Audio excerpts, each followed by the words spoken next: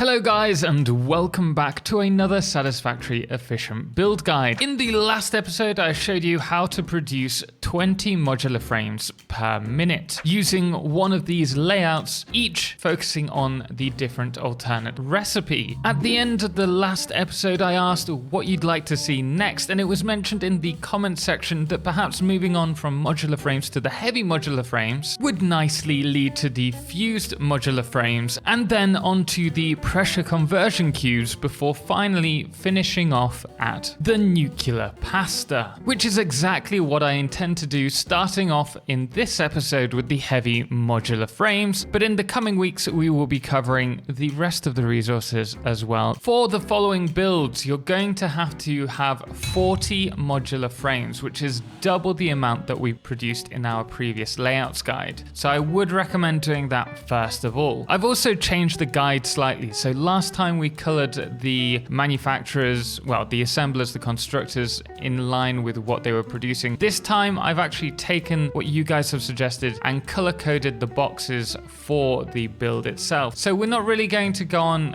a particular build size. We're not going to say it's a 10 by 10 grid for this build, but I am going to show you each of the little sections so you can see what's being produced where, and then a shot of the overall factory. The first recipe that we're going to be covering is the heavy modular frames vanilla recipe, and we're going to be producing 8 heavy modular frames in each of these layouts. I will also mention that we're using the casted screws alternate recipe for this, but if you do want to reduce the amount of screw logistics that you need to deal with, then do check out the steeled screw alternate recipe. Along with the 40 modular frames, we're also going to be using 1020 iron ore, 820 coal, and 600 limestone. In this build, we have a total of 8 different sections to work with. The first one is the steel production in the bottom right under the dark blue. Then in the paler blue, we have the steel beams. On the lime green front, we have steel pipes. In the sandy color, we have the concrete being produced. In the red zone, we have encased industrial beams being produced. In the cyan color, we have iron being produced, and in the pink section, screws, all of which are heading to the orange section in the top left, which are producing the 8 heavy modular frames. To produce the 820 steel ingots that we need for this build,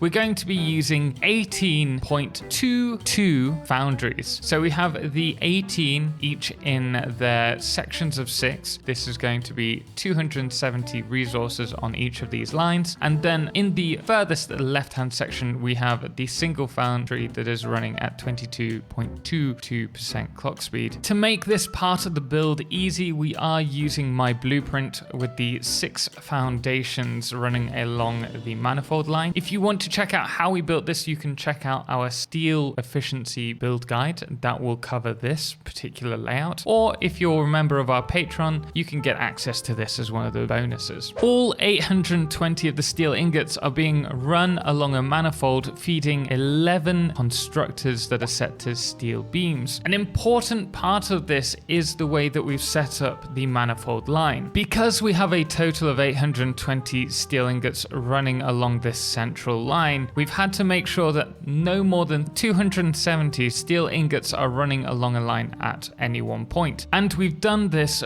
by taking the 270 resources in each of the segments and then splitting them in 2. You'll notice on the far left we're merging the single foundry that's on its own with half of the resources from the foundry setup that we've just done, and they are heading to the first 2 constructors before being merged with the other half of the 270 before going towards another 2 constructors to be fed. And this system is run all the way along the steel foundry line heading to the constructors, then running to the steel pipeline. Here we have 6 constructors constructors, each set to 100% clock speed for the steel pipes. And we're taking all of the steel pipes along with the modular frames across the top of the build to the manufacturers, which we'll talk about shortly. With the steel section out of the way, it is time to look at the screws. So the first thing that we're going to be doing is placing down 7 smelters producing iron ingots. 6 of them are going to run at 100% clock speed. We're then going to take the 200 iron ingots along 2 manifolds of 8 constructors. These are all going to be set to casted iron screws. Also, I should note that due to the sheer amount of screws, we've had to run 2 merging lines instead of 1 for each section. So you'll see that the first line of 4 in each line are running to the top section of mergers, and then the second 4 to the lower 4. With those screws going on to the manufacturers, the next thing that we need to do is the encased industrial beams, and that starts with the concrete. So we have 600 limestone being used in this build, and you can see that we have 3 lines. 2 on the left hand side and the center are running at Mark 3, and then on the right the maximum speed that we need is the Mark 1. All 600 pieces of limestone are heading along here and then across to the yellow section, which is running 3 lines of constructors for producing concrete. Each of these sections are only running 6 constructors in them. We have 2 sets of them, and then we have 2 more constructors on the end. Those are the ones that are using the 60 limestone. All of the concrete constructors are being merged together though, and then heading along a manifold line to these 7 assemblers. These are producing the encased industrial beams with the vanilla recipe, and they're running at 100% clock speed with the exception of 1, and all of the encased industrial beams are then being merged and run along a manifold to our final 4 manufacturers. These 4 manufacturers are being fed by the modular frames, the screws, the encased industrial beams, and the steel pipes to produce heavy modular frames, each one running at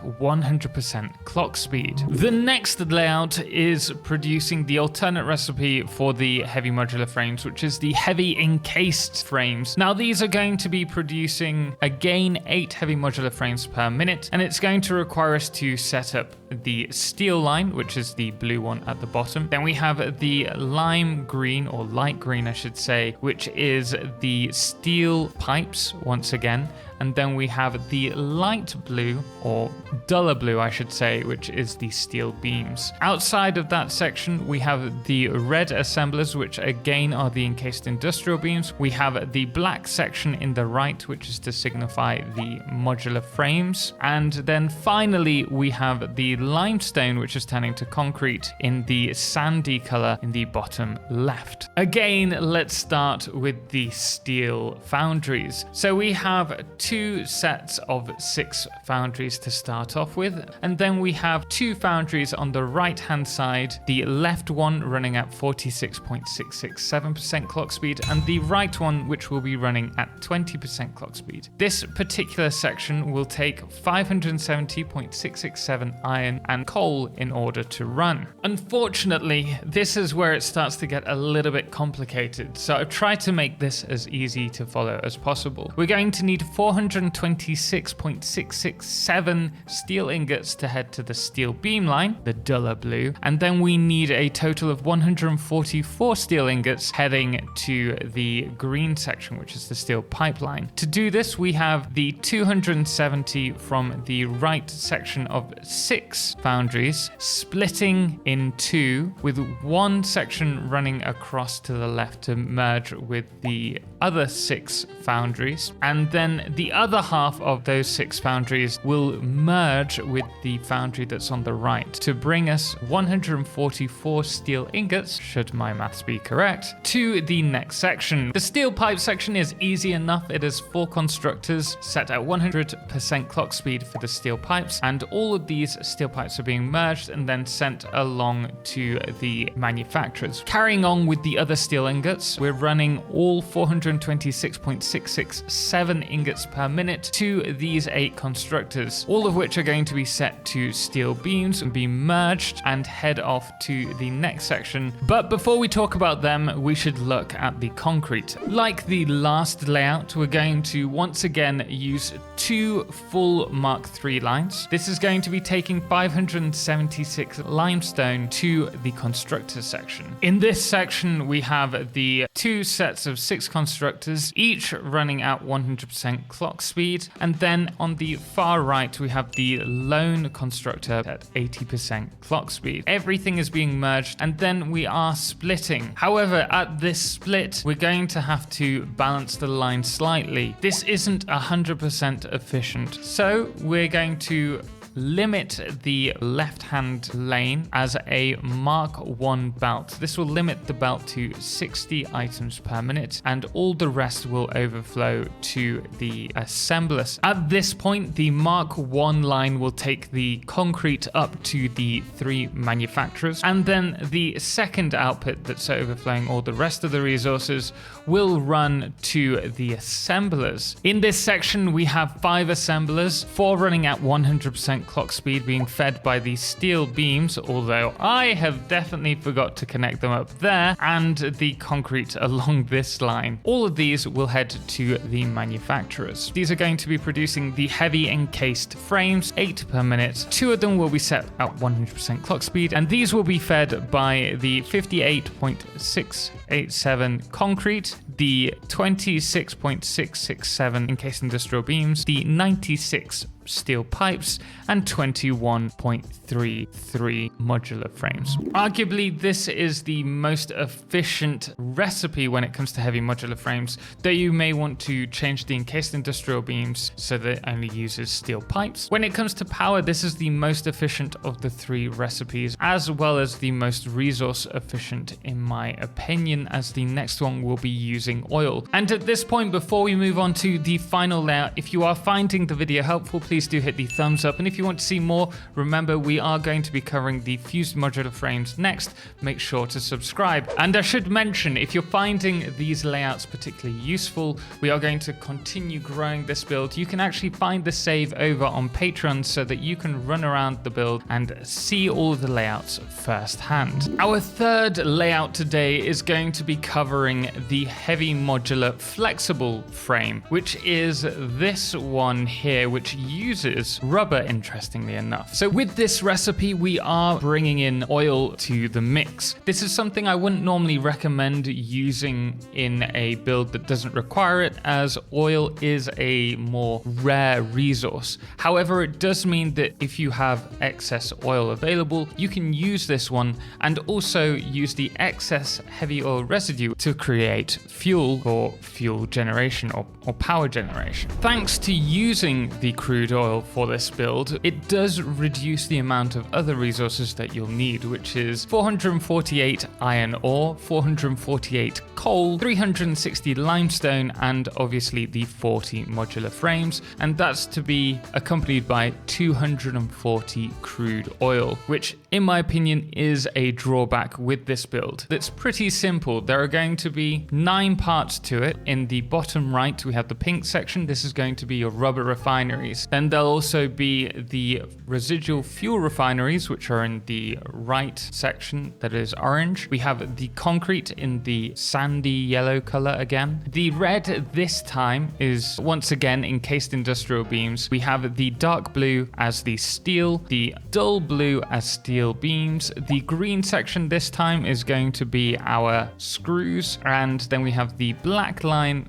our modular frames as per usual, and then finally we have the orange manufacturers, which are for the heavy modular frames. Starting off with this layout, we're going to look at the rubber refineries. We have 8, each running at 100% clock speed using the rubber recipe. This gives you extra heavy oil residue to use up, which we will then be using on the residual fuel, but the rubber outputs will be merged and then sent along the pink line on the left. The residual fuel steel uses heavy oil residue in order to be produced. However, should you want, you could go down the route of diluting this with water to create extra fuel if you're looking to expand your power generation. We've actually covered that in a previous super efficient build guide. I'll make sure to attach that in one of the cards above now. All of the heavy oil residue will run into 3 refineries set to residual fuel. You need to make sure that you are using up the fuel, because if you don't, this will cause a backlog in the pipes, which will stop the heavy modular frames being produced. And as we've started on the right hand side, I'll also mention that we've got our limestone running with 360 limestone on the belt. This means we are using a Mark IV belt. These are running to 8 constructors producing concrete at 100% clock speed, with the outputs heading to the assembler area to be produced into encased industrial beams. Next, let's look at the steel ingot production center. Here we're going to have 10 foundries running along a manifold line. Because we're only using 448 iron ore and 448 coal for this, we can place them all on Mark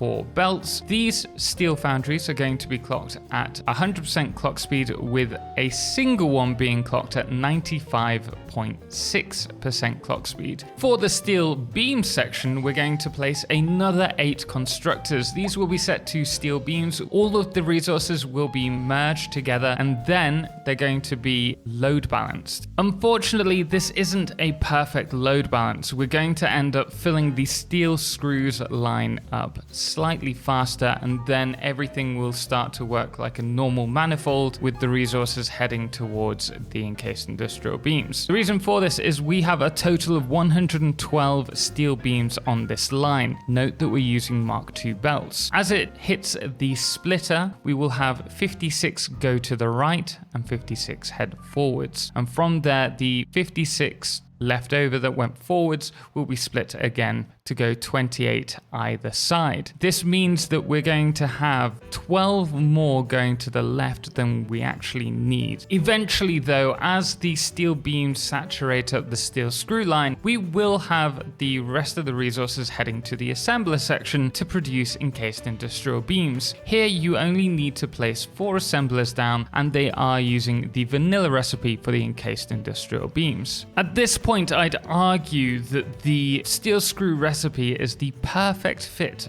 for this layout. And the reason for that is we're going to be placing 4 constructors. Each of the constructors that are set to 100% clock speed will be producing 260 screws per minute, and the manufacturers will require 390 per minute. This means that we can split the middle constructor's screws between the 2 on the outside. Finally, we have the 3 manufacturers set to heavy flexible frames. These are going to be fed by the screws, the encased industrial beams, the 40 modular frames, and the rubber that we've been producing. Between these 3 manufacturers, we'll have 2 of the lines set to 100% clock speed. These are the center and the right one for me, and then the last one on the left hand side is set to 13.333% clock speed, allowing you to produce a total of 8 heavy modular frames per minute, which is going to be super important when it comes to producing the fused modular frames, which we're going to be covering in the next episode. So guys, if you are interested in seeing that, make sure to subscribe, and obviously if you have found this video helpful, please do hit the thumbs up.